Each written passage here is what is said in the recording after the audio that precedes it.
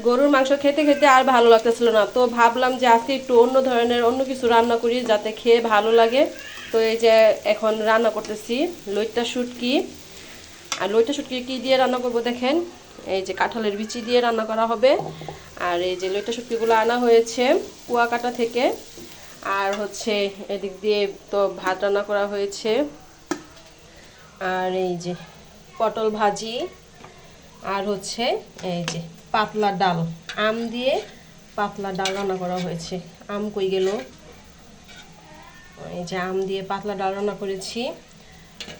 এগুলো আজকে খাবো, দেখি মন ভরে ভাত খাবো। আর এখানে হচ্ছে সকালে রান্না করা হয়েছিল খুদের ভাত, এগুলাই আর কি। তো এখন আমি এখানে কাঁঠালের বিচিগুলাও দিয়ে দিব, যেহেতু কাঁঠালের বিচি সিদ্ধ হতে একটু সময় লাগে। আর শুটকিগুলো ভালোভাবে এখানে ভাজা হয়েছে পেঁয়াজের সাথে। এখানে আমি এক এক করে এখন সবগুলো আর কি কাঁঠালের বিচি দিয়ে দিলাম। এগুলো সুন্দর করে ভাজবো কতক্ষণ, ভেজে তারপরে এখানে মশলা দিব। তো দেখেন আমার কাঁঠালের বিচিগুলো কিন্তু অনেকটাই ভাজা হয়ে গিয়েছে, অনেকক্ষণ যাবৎ ভাজতেছি। এখন অল্প অল্প করে মশলা দিয়ে দিব।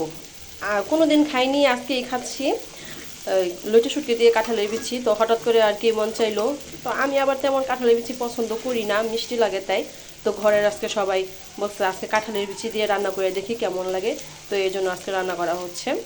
তো দেখি কেমন হয় আজকে কাঁঠালের বিচি দিয়ে লইট্টা শুটকি। আপনারা কি খেয়েছেন কাঁঠালের বিচি দিয়ে আর কি লইট্টা শুটকি? সবসময় তো লইট্টা শুটকি বোনাই খাই, কখনো কাঁঠালের বিচি বা অন্যান্য তরকারি দিয়ে খাওয়া হয়নি। তো আপনারা যদি খেয়ে থাকেন অবশ্যই কমেন্ট করে জানাবেন।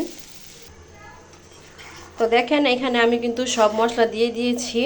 সব মশলা বলতে হলুদ আর মরিচের গুঁড়াই তো দিই সাধারণত, আমরা শুটকিতে আর অন্য কিছু দিই না। লবণ দিয়ে দিয়েছি, কাঁচামরিচ দিব। আজকের রান্না আমার অনেক দেরি হয়ে গিয়েছে, এখন প্রায় 3টার মতো বেজে গিয়েছে। তো বললামই তো, ভাবতেছি শুধু কী রান্না করব কী রান্না করব, আরও আছে বাচ্চারা। তো এই সব মিলিয়ে আজকে অনেক দেরি হয়ে গিয়েছে। আর এখানে দেখেন আজকে ভাতও তো অনেক রান্না করে ফেলেছি। আর এই যে এখানে খুদের ভাত রান্না করা হয়েছে সকালে, তো অনেক রয়ে গিয়েছে, খাওয়াই হয় নাই মোট কথা। আর আমি এদিক দিয়ে রান্না করি। তো আগুনটা একদম কমানো হয়ে গিয়েছে, কখন গোসল করব, কখন নামাজ পড়বো, কখন বাচ্চাদের খাওয়াবো আল্লাহ জানে। তো আমার ভিডিওর সাথে থাকার জন্য আপনাদেরকে অনেক ধন্যবাদ। আজকের মতো এই পর্যন্তই।